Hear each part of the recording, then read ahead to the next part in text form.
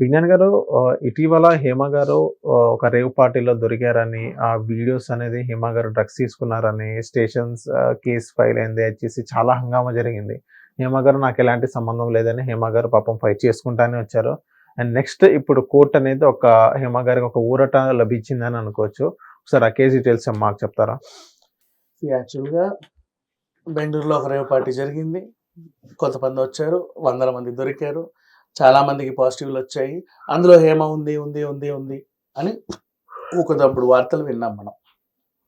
And అసలు ఆ పార్టీకి వచ్చిన ఎవడి పేరు కూడా ఎవరు ప్రస్తావించలే. అంటే హేమ అంటే అసలు హేమే ఆర్గనైజర్ లాగా పోర్ట్రే చేశారు. సరే బానే ఉంది. నెక్స్ట్ తర్వాత ఆమెకు నెగెటివ్ వచ్చింది. దాని గురించి ఎవడు మాట్లాడలా.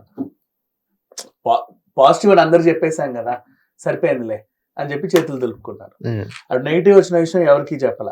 పాపం ఒకతే కూర్చొని పోరాడేది, నాకు నెగిటివ్ వచ్చింది చూడండి అని. అది కూడా ఎంతమంది చూసారో నాకు తెలియదు. ఇప్పుడు నాకు నిజంగా సంతోషంగా ఉంది. కోర్టులో హేమ గారికి ఊరట లభించింది అనే వార్త మళ్ళీ అందరూ కవర్ చేశారు. I'm happy. వై? బికాజ్ ఎవరైతే నెగిటివ్ చేశారో వాళ్ళందరూ ఇప్పుడు మళ్ళీ లేదని చెప్పారు. అది బాధ్యత. మనకి ఏదైనా విషయం తెలిసి తెలియకుండా విషయం కూడా నిజంగా జరిగిందని చెప్పేసి బాగా పోర్ట్రే చేసి హేమ అంటే డ్రగ్ అంటే హేమ అని పోర్ట్రే చేశారు. అసలు మాట్లాడనివ్వకుండా. ఆమె ఎప్పుడైతే టెస్టులు చేశారో కూడా వీళ్ళకి తెలియదు, కానీ మొత్తం పాజిటివ్ వచ్చేసిందని రాసేశారు. ఛార్జ్ షీట్ లో కూడా ఆవిడ దొరికిపోయింది, అది ఇది ఏవేవో రాశారు. నెగిటివ్ వచ్చినప్పుడు ఎవరు కవర్ చేయాల. అట్లీస్ట్ ఇప్పుడు కోర్టు తీర్పు ఇచ్చినప్పుడు అయినా సరే అందరికి చెప్పేసరికి కొద్ది గొప్ప డ్యామేజ్ కంట్రోల్ అయిందని ఫీల్ అవుతున్నాను నేనైతే.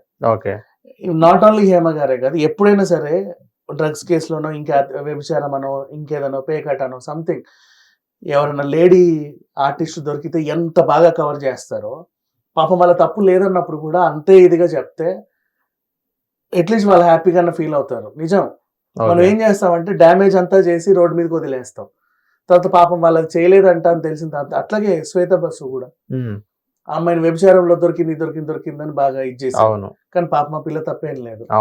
లాస్ట్ అసలు ఆ విషయం ఎవడూ చెప్పాల.